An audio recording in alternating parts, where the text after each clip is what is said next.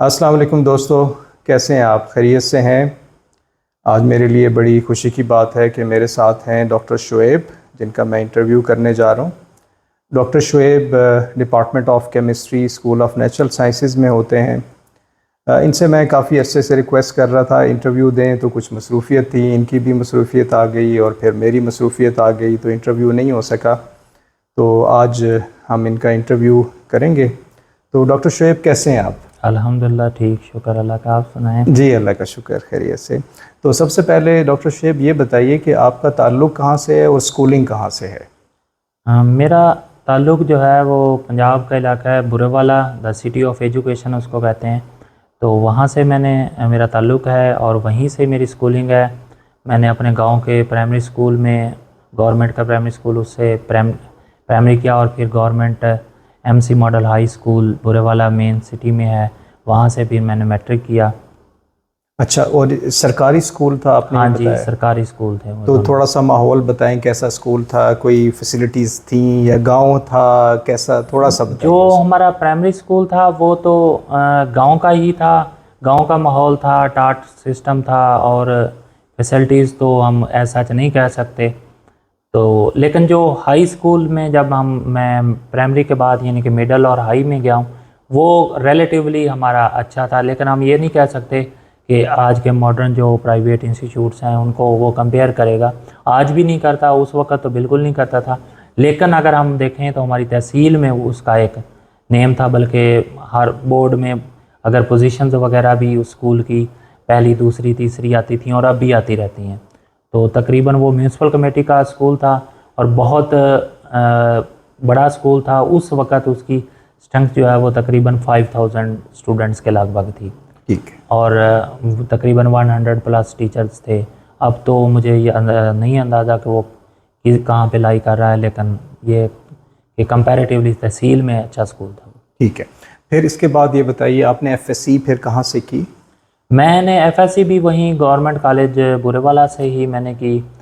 तो उसके बाद प्री मेडिकल में फिर मैंने बीएससी भी उधर से ही गवर्नमेंट कॉलेज बुरेवाला से 2 इयर्स प्रोग्राम था, BZU से एफिलेटेड था वो कॉलेज, बहाउद्दीन ज़िक्रिया यूनिवर्सिटी से, और मैंने बीएससी 2 इयर्स प्रोग्राम भी वहीं से किया। तो ये एफएससी में प्री मेडिकल करने की क्या वजह थी? आप मेडिकल डॉक्टर बनना चाहते थे या वैसे शौक था आपका? नहीं, हमें तो उस वक्त नहीं गाइडेंस थी कि, लेकिन बस एक ट्रेंड था कि जी, या तो आज भी ज़्यादातर यही देखा जाता है कि मेडिकल करना है या इंजीनियरिंग करनी है। तो पेरेंट्स ने कहा चलो डॉक्टर बन जाएंगे तो मेडिकल कर लेते हैं, तो इसलिए हमने भी वो एफएससी मेडिकल शुरू कर दिया। अच्छा, फिर बीएससी आपने बताया कि वो किन सब्जेक्ट में की? वो वो वहीं मैंने से पढ़ी आपने? फिर मुझे लगा कि मुझे बायो जो है ना वो उससे शायद एलर्जिक हो गया हूँ, तो फिर मैंने मैथ, फिज़िक्स और केमिस्ट्री में जो है वो बीएससी में 3 सब्जेक्ट मेजर थे मेरे, तो अच्छा। उसमें किया। वो BZU का कम्बिनेशन था। अच्छा, जिसमें वो अलाउ करते हैं सिंगल मैथ, फिज़िक्स और केमिस्ट्री। लेकिन बीएससी प्री मेडिकल में तो मैथमेटिक्स नहीं होता, तो बीएससी में फिर कैसे मैथमेटिक्स पढ़ा आपने? एडिशनल मैथ किया था नहीं, आपने? एडिशनल मैथ नहीं किया था, लेकिन BZU अलाउ करती है अगर आप सिंगल एफएससी प्री मेडिकल के बाद सिंगल मैथ के साथ फिज़िक्स और केमिस्ट्री पढ़ सकते हैं।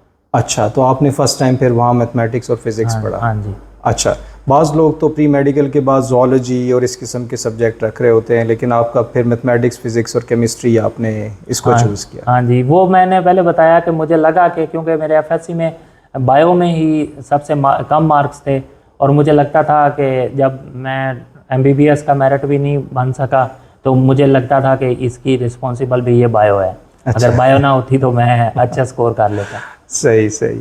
तो फिर उस बीएससी आपने 2 साला प्रोग्राम किया, फिर एमएससी कहाँ से किया? एमएससी के लिए मैंने इस्लामिया यूनिवर्सिटी बहावलपुर चूज़ किया और फिर मैंने 2 years program MSc Islamia university Bahawalpur से की और उसके साथ ही मैंने फिर कंटिन्यूसली एमफिल शुरू किया। लेकिन 1 ईयर का गैप था, सॉरी, उसमें मैंने इंडस्ट्री का एक एक्सपीरियंस लिया लाहौर में, और पिंडी भटियाँ जो है वो टेक्सटाइल इंडस्ट्री में मैंने काम किया। एमफिल पे आते हैं हम ज़रा उस पर, लेकिन एमएससी थोड़ा सा उसको डिस्कस कर लेते हैं। एमएससी किस सब्जेक्ट में किया? एमएससी मेरी केमिस्ट्री में थी। अच्छा, केमिस्ट्री में। तो आपने जो बताया इस्लामिया यूनिवर्सिटी, हाँ जी। यहाँ से आपने एमएससी किया, तो यहाँ कोई स्पेशलाइजेशन होती है या किस तरह से होता है? सेमेस्टर सिस्टम होता है, कैसे नहीं, प्रोग्राम होता उस वक्त जब हमारा एमएससी था तो उस वक्त हमारा लास्ट बैच था एनुअल सिस्टम का, उस वक्त एनुअल सिस्टम था। तो उसके बाद सेमेस्टर सिस्टम वहाँ शुरू हुआ। तो वहाँ पे ये होता है कि जनरल डिग्री जो होती है वो जनरल केमिस्ट्री की होती है, लेकिन जब आप फाइनल ईयर में जाते हैं तो उस वक्त मेजर और माइनर सब्जेक्ट जो है वो हमें चूज़ करने होते हैं।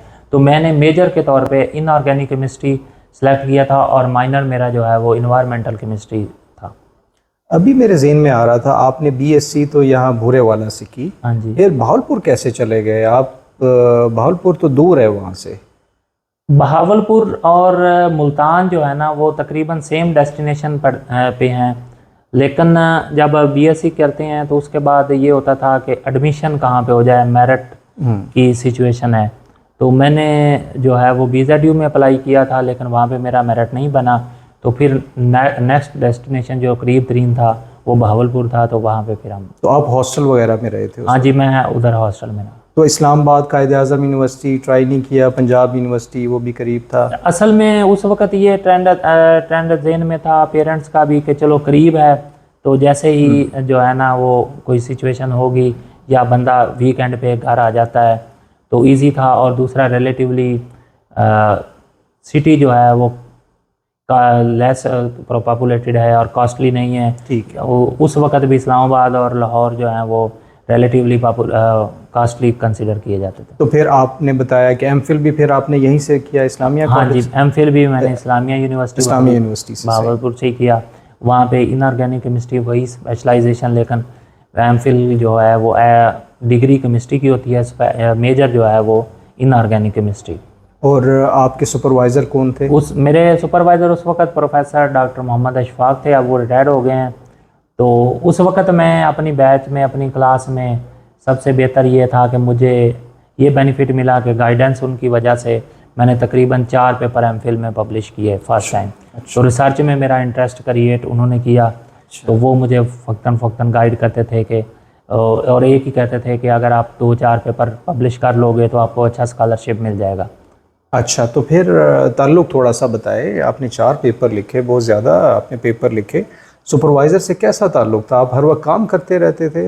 नहीं, सुपरवाइज़र से ताल्लुक़ मेरा बहुत अच्छा था। मैं हर वक्त काम भी नहीं करता था। मैं अपने एमफिल के दौरान ड्यूरिंग एमफिल मैंने अपने अखराजात फिल करने के लिए मैं पढ़ाता भी रहा हूँ। मैं बहावलपुर से दुनियापुर का तकरीबन 1.5 घंटे का सफ़र है, तो मैं वहाँ पे आता था सुबह मॉर्निंग में। ठीक है। पहले दुनियापुर में पढ़ाता था, वहाँ पे अर्रहमत साइंस कॉलेज के नाम से एक कॉलेज था, तो वहाँ पे मैं पढ़ाता था। और फिर मैं तकरीबन 12 बजे उधर से निकलता था, फिर मैं वापस लैब जाता था और रात गए तक लैब में काम करता था। तो ये सिचुएशन थी। इसमें नहीं है कि मैं हर वक्त ही बस रिसर्च ही करता रहता था या काम करता था, साथ में जॉब भी करता रहा। ठीक, अच्छा, यानी ये बड़ी अच्छी बात है कि आप अपने जो एक्सपेंसेस हैं वो खुद ही बर्डन उसको ले रहे थे। तो ये आपका काम जो है थ्योरेटिकल काम है या एक्सपेरिमेंटल का काम है? मेरा एक्सपेरिमेंटल काम है, थ्रू आउट एक्सपेरिमेंटल काम है। अच्छा, ये जो आपने बताया इनऑर्गेनिक केमिस्ट्री, ये होता ही एक्सपेरिमेंट लैब में काम? अच्छा, तो आपने 4 पेपर लिख लिए, सुपरवाइज़र ने आपको कहा पेपर ज़्यादा लिखें, पीएचडी मिल जाएगी। तो फिर पीएचडी का बताइए कि कहाँ से पीएचडी किया? हाँ जी, उसके बाद जब मैंने एमफिल किया तो एमफिल के बाद मुझे एक छोटी सी मोटिवेशन थी। मुझे मेरा स्कॉलरशिप जो है वो 2-3 जगह पे हुआ। एक मैक्सिको में मेरा स्कॉलरशिप हुआ पीएचडी में, और ईरान में हुआ।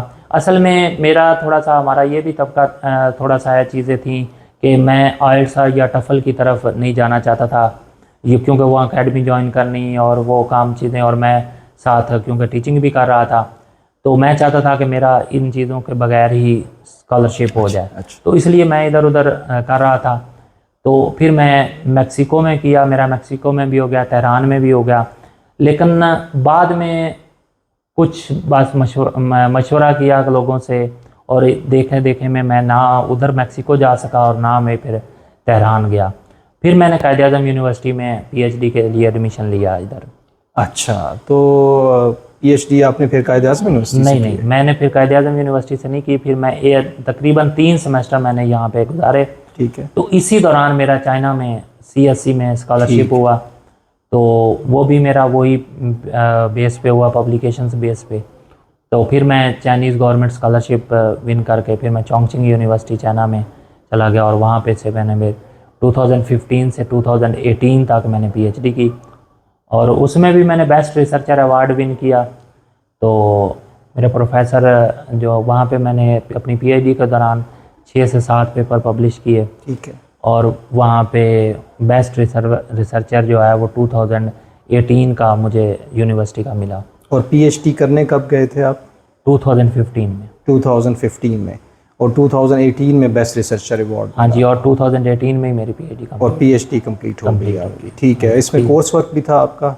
हाँ जी, इसमें कोर्स वर्क भी था। इसमें तकरीबन नेसेसरी नहीं था, उधर से कोई ज़रूरत नहीं थी उनकी, लेकिन ये था कि on the behalf of professor, अगर प्रोफेसर कोई तो आपका रिफ़्रेश करना चाहता है, रिफ़्रेशिंग कोर्स करना चाहता है, या हमारी कोई एचईसी की रिक्वायरमेंट है, तो इस पॉइंट ऑफ व्यू से मैंने तकरीबन 18 क्रेडिट आवर के कोर्स लिए थे। अच्छा, और आपने पब्लिकेशन 7 या 8 बताई, कितनी पब्लिकेशन? मेरी जो है वो पीएचडी के दौरान जो है, जब मैंने थीसिस जमा करवाया था उस वक्त मेरी 6 पब्लिकेशन थी, लेकिन मेरे पीएचडी थीसिस से टोटल 10 पब्लिकेशन है।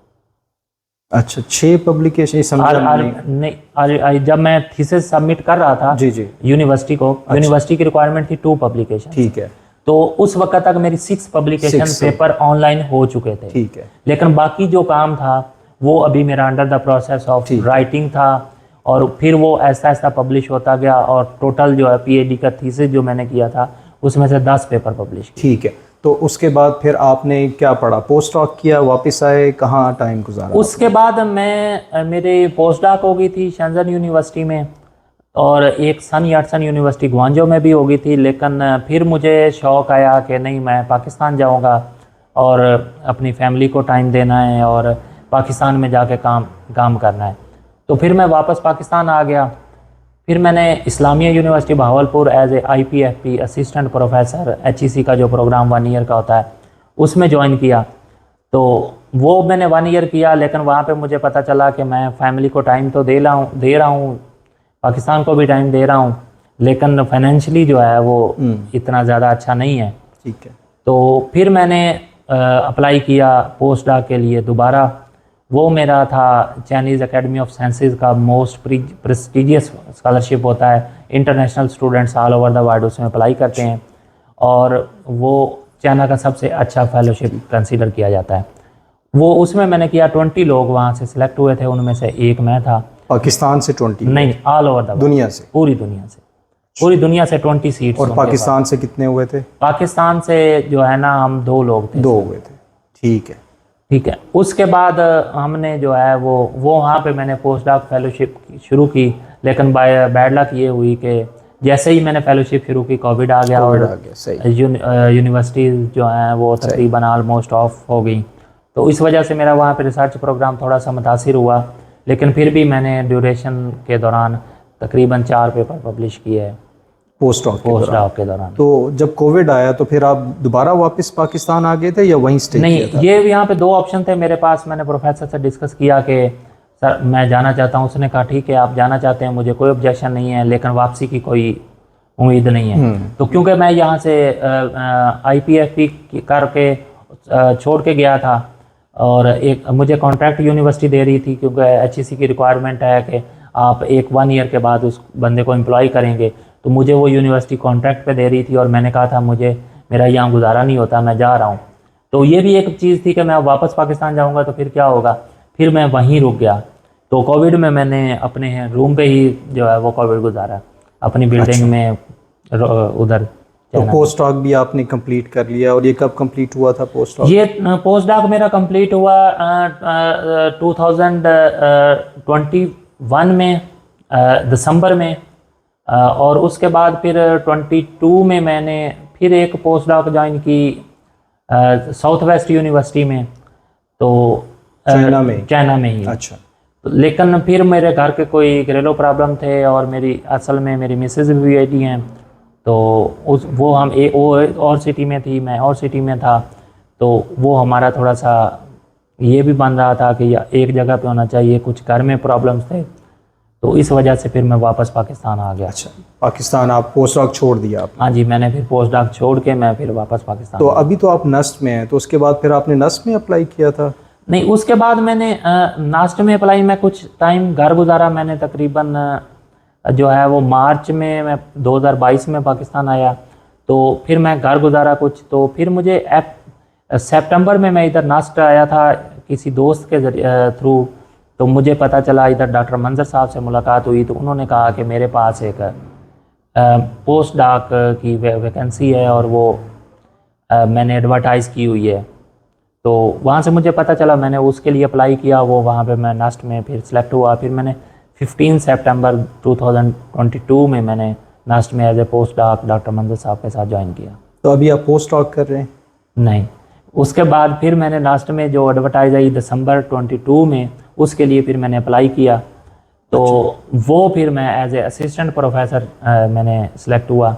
और अभी जो है वो मैंने फिर पोस्ट डॉक से रिज़ाइन करके जनवरी 23 को मैंने एज ए असिस्टेंट प्रोफेसर नास्ट ज्वाइन की। अच्छा, तो रिसेंट आपकी ज्वाइनिंग है? हाँ जी, रिसेंट। तो इसमें ये बताइए, अभी आपके साथ कोई एमएस या पीएचडी स्टूडेंट्स हैं? इस वक्त मेरे पास 2 एमएस के स्टूडेंट हैं और 2 पीएचडी के स्टूडेंट हैं और 3 स्टूडेंट हैं एफवाईपी फाइनल ईयर प्रोजेक्ट के। ठीक है। वो मेरे साथ रिसर्च कर रहे हैं। तो मैं आपको थोड़ा सा ये बताता चलूँ कि इस दौरान जो है वो तकरीबन मेरी टोटल पब्लिकेशंस अब तक जो है वो 105 के लगभग हो चुकी हैं, जिसमें 10 बुक चैप्टर इसके अलावा हैं। अच्छा। और अगर आप देखें तो ओवरऑल इम्पैक्ट की बात करें तो मेरी तकरीबन 4500 साइटेशंस हो चुकी हैं। एच इंडेक्स जो है वो 39 के लगभग है। और इसी की बेस पे मैंने 2022 में और 2023 में 2 इयर्स कंसेक्टिव टॉप 2% साइटिंग्स। अच्छा, जो स्टैनफोर्ड का जो अभी आया है, इसमें 22 में भी मेरा नाम था और 23 में भी नाम था। लेकिन बात यह है कि 22 में मैं थोड़ा सा कम था, लेकिन प्लस पॉइंट इस दफ़ा हुआ है कि 23 में जो है वो मैं उसका मेरा रैंक जो है वो तकरीबन 10,000 लोगों से मैंने जंप किया आगे। अच्छा। तो ये टॉप 50,000 जो उनकी वो लाइन आती है, आपने अगर MS एक्सेल की शीट देखी हो तो उसमें मेरा 50,000 में नाम आता है। हालांकि उन्होंने तकरीबन वो रैंकिंग 2 लाख के लोगों के दरमियान में की हुई है। अच्छा, बड़ी खुशी हुई है जानकर। तो आपकी पब्लिकेशन भी बड़ी अच्छी हैं। तो पीएचडी में 6 पब्लिकेशन और बाद में आपने बताया 10, तो एकदम 80 पब्लिकेशंस आपने की, तो काफ़ी हार्ड वर्क किया आपने फिर? नहीं, उसमें ये चीज़ें होती हैं कि जो हैं वो मेरी पब्लिकेशंस जो है मैं आपको वो बता रहा था जो थीसिस में थी। इसके अलावा जब मैंने पीएचडी से ग्रेजुएट हुआ हूँ तो उस वक़्त टोटल अगर ओवरऑल पब्लिकेशंस देखी जाए मेरी, तो वो तकरीबन 50 प्लस थी। ठीक है। उसमें जो है वो चीज़ें हैं कि हम जब वहाँ पे काम कर रहे होते हैं तो हमारी जो चाइना में लैब थी, वहाँ पे सुपरवाइज़र चीज़ों को डिस्ट्रीब्यूट करता था। मतलब कि अगर मेरे पास इलेक्ट्रोकेमिकल वर्क स्टेशन है तो I am handling and I am responsible for that one. तो उसमें जो भी स्टूडेंट काम करेगा वो मेरी गाइडेंस से करेगा। ठीक है। तो अगर वो मेरी गाइडेंस से काम करेगा तो उसमें वो उसकी पब्लिकेशन में मेरा कंट्रीब्यूशन होगा। इसी तरह अगर एक स्टूडेंट था वो SEM करता था, उसके लिए वो स्टूडेंट वहाँ पे SEM कर रहे थे, ऑपरेट करता था, तो वो जितने भी लैब के सैंपल होते थे वो जाके ऑपरेट करता था। तो वो हर पेपर में उसका हर स्टूडेंट के पेपर में उसका कंट्रीब्यूशन होता था। ठीक। तो इस तरह करके हमारे लैब से जो है वो पेपर अच्छे निकलते हैं। सही। देखने वाले जानना चाहेंगे, आप केमिस्ट्री में पीएचडी हैं, पोस्ट डॉक भी आपका है, पर्टिकुलर क्या, अगर ब्रीफली आप बताएं कि कौन सा एरिया है, देखने वाले आपसे कांटेक्ट करें तो क्या रिसर्च एरिया है आपका बेसिकली? मैं एक्चुअली एनर्जी रिलेटेड एप्लीकेशंस पे नैनो मटेरियल्स पे काम करता हूँ। और नैनो मटेरियल्स में अगर आप स्पेसिफिक जाएंगे तो metal organic frameworks based nano materials जो हैं उनकी एनर्जी एप्लीकेशंस में फिर मज़ीद स्पेसिफिक करें हम तो फ्यूल सेल्स, बैटरीज और सुपर कैपेसिटर्स। अगर उसको फिर मज़ीद नैरो डाउन करें तो हम मेरे पास जो है वो इलेक्ट्रोड जो रिएक्शन होता है, इलेक्ट्रोड मटेरियल्स हम सिंथेसाइज करते हैं और फिर हम उनकी टेस्टिंग करते हैं डिफरेंट एप्लीकेशंस के लिए। लाइक फ्यूल सेल के लिए अगर जाएंगे तो हमारे पास एक उसका कैथोडिक रिएक्शन होता है, ऑक्सीजन रिडक्शन रिएक्शन, हम उस पर काम करेंगे। और अगर हम जिंक एयर बैटरीज की तरफ जाएंगे तो उसमें कैथोडिक रिएक्शन होगा, oxygen reduction reaction and oxygen evolution reaction, हम उस पर काम करेंगे। और अगर हम वाटर स्प्लिटिंग पे जाएंगे तो वहाँ पे हम ऑक्सीजन एवालुएशन रिएक्शन और हाइड्रोजन एवालुएशन रिएक्शन करेंगे। और अगर हम सुपर कैपेसिटर की तरफ जाएंगे तो हम उसकी electrode material for energy storage के लिए जो है वो हम काम करेंगे। सही सही, थैंक यू वेरी मच। आपने डिटेल में बताया। और ये इनऑर्गेनिक केमिस्ट्री है या ऑर्गेनिक केमिस्ट्री है, मुझे इतना अंदाज़ा नहीं है, सिर्फ आप ये असल में जो चीज़ें होती हैं ना हमारे पास, जब हम रिसर्च में काम करते हैं तो फिर हम इसको अगर केमिस्ट्री की ब्रांचेस के साथ कैटेगराइज करेंगे तो ये मल्टी डिसिप्लिनरी हो जाएगा। ठीक है। तो अगर हम फर्ज करें हम मटेरियल सिंथेसाइज कर रहे हैं तो वो इनऑर्गेनिक केमिस्ट्री से रिलेटेड है। और अगर जब एप्लीकेशन की बात करते हैं, एनर्जी रिलेटेड एप्लीकेशंस जब हम कर रहे हैं, इलेक्ट्रोड कर रहे हैं, तो वो इलेक्ट्रोकेमिस्ट्री से रिलेटेड हो जाएगा। और electrochemistry main belong to the physical chemistry. तो ये मल्टी डिसिप्लिनरी काम हो जाता है इसमें। बिल्कुल ठीक है। और आखिरी क्वेश्चन मेरा आपसे है कि आपका कोई प्रोजेक्ट भी है? हाँ जी, अभी मैंने प्रोजेक्ट की बात करें तो मेरे पास मैंने 2020 में एक प्रोजेक्ट पाकिस्तान साइंस फाउंडेशन और national natural science foundation of China का कोलैबोरेटिव प्रोजेक्ट आता है, उसमें हमने जो है वो एक विन किया था। वो मैं चाइना से एज ए पार्टनर और मेरे एक सुपरवाइज़र थे पोस्ट डॉक के, उनका वो पार्टनर थे। और इधर से कायद-ए-आज़म यूनिवर्सिटी डॉक्टर आमिर वसीम साहब पार्टनर थे। वो हमने प्रोजेक्ट विन किया था। वो रिसेंटली दिसंबर में ख़त्म हो जाएगा। वो चाइना से, वर्थ क्या थी उसकी? उसकी वर्थ जो है वो 2 मिलियन चाइनीज़ युआन था। पाकिस्तानी रुपीस में कोई बता सकते हैं? नहीं, मैं वो उस साइड से फंडिंग थी, इस साइड से फंडिंग जो है वो पाकिस्तान में वो 15 मिलियन थी। अच्छा, बड़ा अच्छा प्रोजेक्ट। हाँ जी, 15 मिलियन का था वो पाकिस्तान की साइड से, और 2 मिलियन जो है वो चाइनीज़ युआन उस साइड से फंडिंग थी। ये टोटल मिला के आप कर सकते हैं कि कंबाइंड था। उसके बाद फिर मैंने independently national natural science foundation एक है कि वो फॉरेनर के लिए सिर्फ प्रोजेक्ट अनाउंस करते हैं।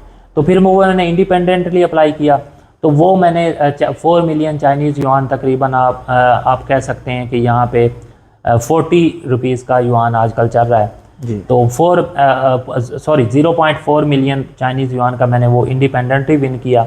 और वो जो है वो अभी तक वो तकरीबन ऑलमोस्ट मैंने फिर कंप्लीट किया। ठीक है। उसके बाद रिसेंटली जो है वो मैंने उसमें भी एज ए को-पीआई किया PSF NSFC का प्रोजेक्ट।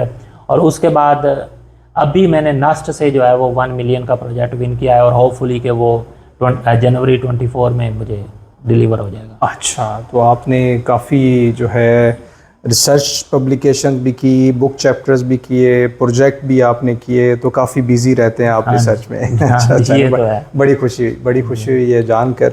तो बस आखिर में कोई मैसेज स्टूडेंट को देना चाहेंगे, देखने वालों को, जो केमिस्ट्री के स्टूडेंट ख़ास तौर पे, उनको कोई मैसेज देना चाहें आप? मैसेज सिर्फ यही है कि आप जो है वो जो भी काम करें वो जो है वो अपने दिल से और हार्ड वर्किंग से करें। आपका काम जो है वो आपकी एफ़र्ट्स को रिफ़्लेक्ट करे।